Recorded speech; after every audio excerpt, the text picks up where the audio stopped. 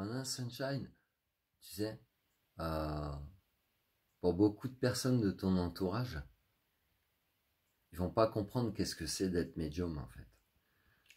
Mais toi qui l'es, peut-être ou sûrement, ou t'en es sûr, qu'est-ce que c'est être médium? Être médium, c'est percevoir des choses que tout le monde ne perçoit pas d'une autre manière, d'une manière un peu subtile. Être médium, c'est aussi être impacté par l'énergie des autres, par empathie, par compassion. Donc parfois tu seras fatigué par l'interaction que tu peux avoir avec certaines personnes, d'où ton besoin d'isolement. Donc être médium, c'est aussi souvent être dans une forme de solitude.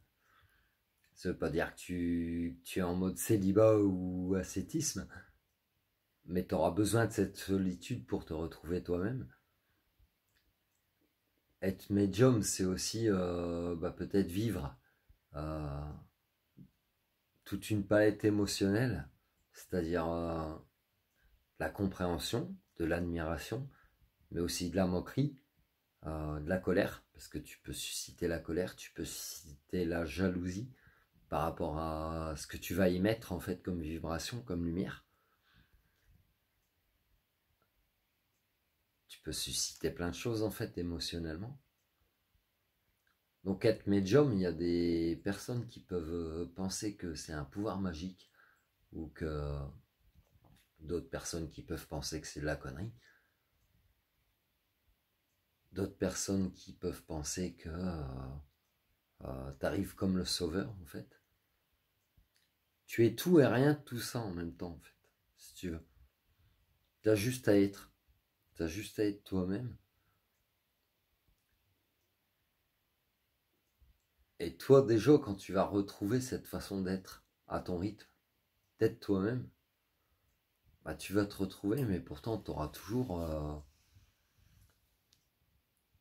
seras toujours en fait en contact avec ce genre d'énergie que je t'ai dit. Incompréhension, colère, etc., etc., jalousie. Tu t'en coalises en fait. Tu t'en coalises.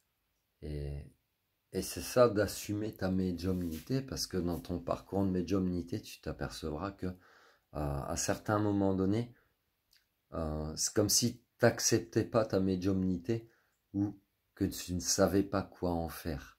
Et donc c'est comme si t'étais, ça peut peser là sur ton épaule, hein. Par exemple, tout ce que je te dis là, ça peut peser. C'est comme si tu étais dans ce parcours médiumnique, tu es en recherche d'identité, et le fait de ne pas accepter qui tu es ou tes capacités peut te mettre en déni de toi-même, et ça peut te peser beaucoup.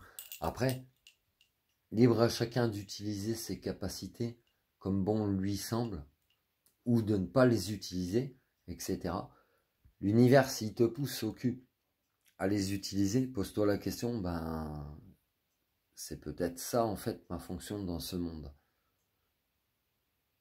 On a tous notre fonction, on a tous un rôle différent, on est tous un petit maillon d'une chaîne. C'est pas une pyramide, c'est une chaîne.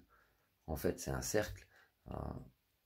T'enlèves les abeilles, on est mort dans le game. Tu vois, et pourtant, c'est un insecte, et c'est ce que tu pourrais penser qui est plus petit que toi, qui n'a pas d'importance, mais elle a autant d'importance que toi. Tu l'as dans ce cercle de la vie, en fait. Et pose-toi la question. Pose-toi la question si tu as ce genre de capacité euh, qui est présente chez tout le monde, mais qui n'est pas active chez tous, pour différents facteurs. Pose-toi la question si tes facultés, tes capacités, elles sont ouvertes et que l'univers il te pousse à les utiliser. Pose-toi la question pourquoi. Pose-toi la question pourquoi. Prends soin de toi, Sunshine, love you. Donc tu vois, tu as un médium ou une médium. Tu perçois à ta façon, tu as tes capacités propres, tes préférences propres, et va vers tes préférences parce que c'est ce que tu feras le mieux En fait, c'est déjà inné en toi, c'est déjà tout dans tes mains. T'as pas besoin d'une formation, t'as pas besoin d'un formateur, d'un enseignant, etc. C'est déjà tout en toi, c'est toi ton propre guide en fait. Et va vers tout ça. Va vers tout ce qui t'anime en fait. Et tu verras. C'est simple comme un claquement de doigts. Prends soin de toi, Sunshine, love you.